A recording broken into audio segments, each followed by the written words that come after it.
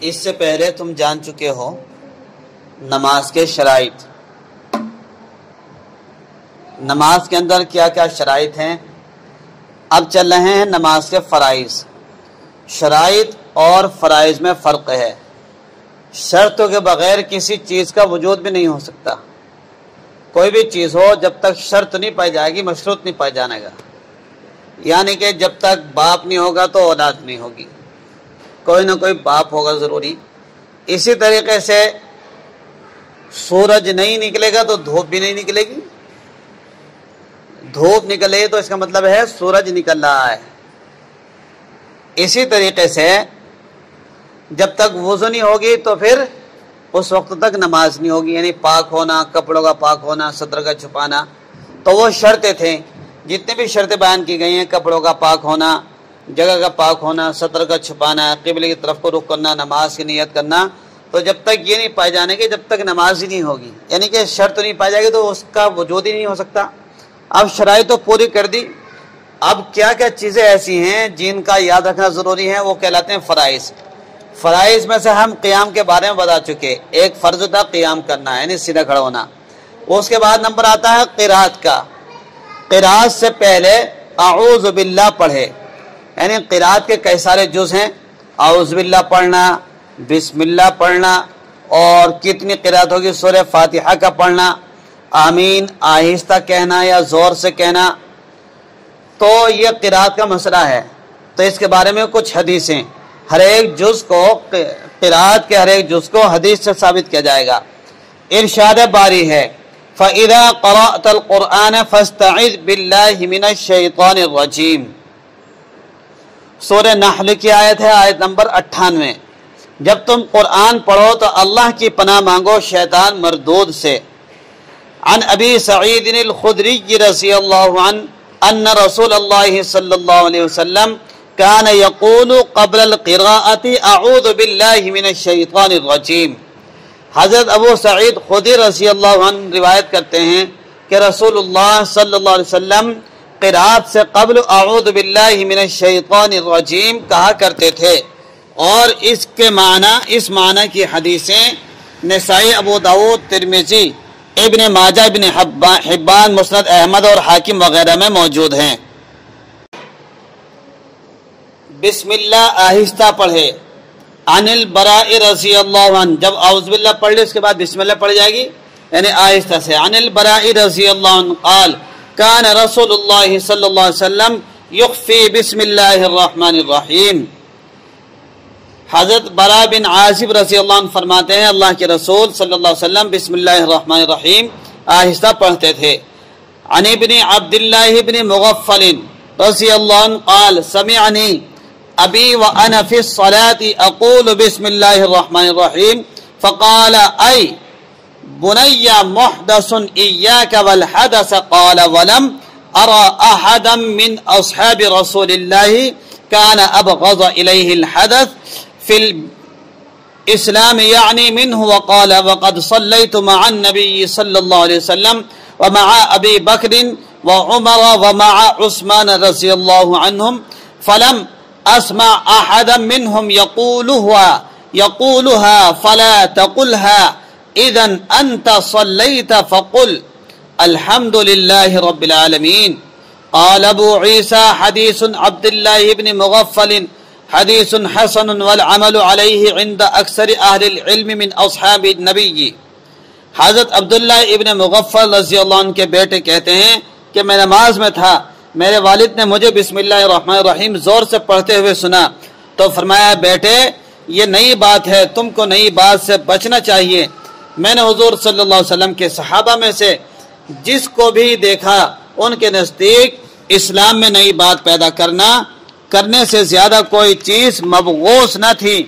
میں نے حضور صلی اللہ علیہ وسلم کے پیچھے اور حضرت ابو بکر، حضرت عمر، حضرت عثمان رضی اللہ عنہ کے پیچھے نماز پڑھی، کسی کو بھی بسم اللہ زور سے پڑھتے ہوئے نہیں سنا۔ امام ترمذی فرماتے ہیں کہ صحابہ رضی اللہ عنہ اور ان کے بعد تابعین میں سے اکثر اہل علم کا عمل اسی پر تھا کہ زور سے بسم اللہ نہ پڑھے بلکہ اس کو اپنے دل میں کہے۔ عن انس رضی اللہ عنہ قال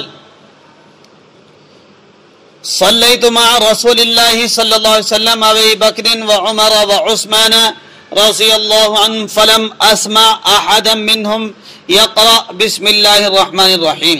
وفي رواية للنسائي عن أنس رضي الله عنه قال صليت خلف رسول الله وأبي بكر وعمر وعثمان فلم أسمع أحدا منهم يجهر بسم الله الرحمن الرحيم. حضرت انس رضی اللہ عنہ فرماتے ہیں کہ میں نے حضور صلی اللہ علیہ وسلم، حضرت ابو بکر، حضرت عمر، حضرت عثمان کے پیچھے نماز پڑھی، کسی کو بھی بسم اللہ پڑھتے ہوئے نہیں سنا. نسائی شریف کے ایک روایت میں ہے کہ حضرت انس فرماتے ہیں میں نے اللہ کے رسول صلی اللہ علیہ وسلم اور حضرات ابو بکر و عمر و عثمان کے پیچھے نماز پڑھی، کسی کو بھی زور سے بسم اللہ پڑھتے ہوئے نہیں سنا.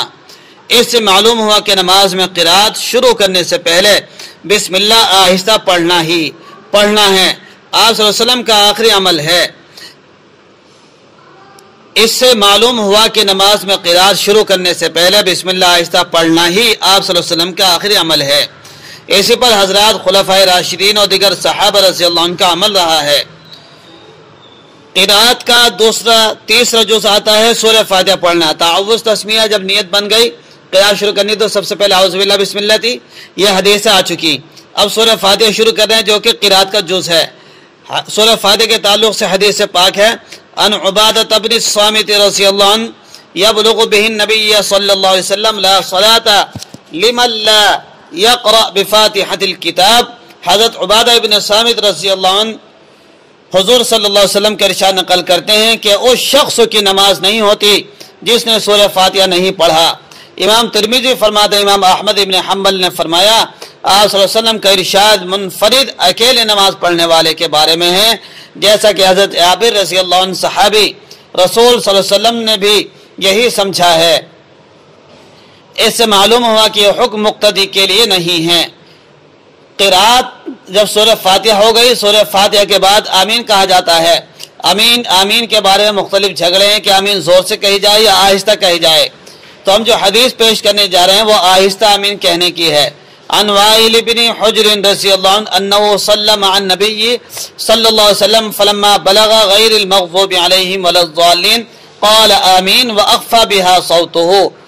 یہ حدیث مستدرک حاکم میں ہے. فرمایا یہ حدیث صحیح ہے.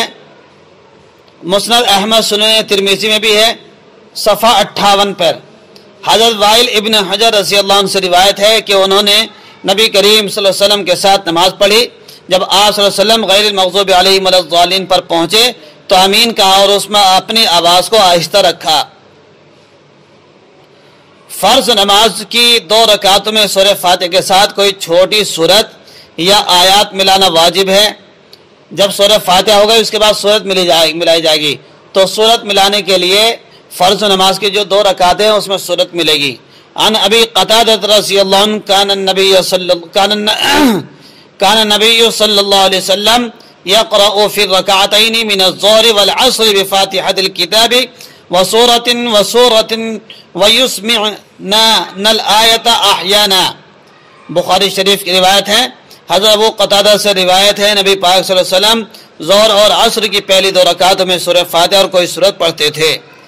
عن عمران بن حسین رضی اللہ عنہ قال لا تجوز صلاة لا يقرأ فيها بفاتحة الكتاب وآيتين قصاعدا.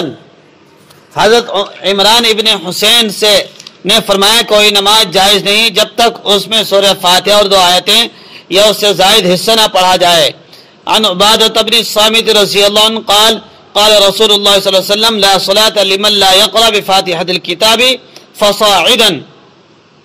حضرت عبادہ ابن الصامت رضی اللہ عنہ سے روایت ہے رسول اللہ صلی اللہ علیہ وسلم نے فرمایا اس کی نماز نہیں ہوتی جس نے سورہ فاتحہ اور اس کے ساتھ کچھ مزید قرآن نہ پڑھا. عن ابی سعید رضی اللہ عنہ قال امرنا ان نقرأ بفاتحة الکتاب وما تیسر.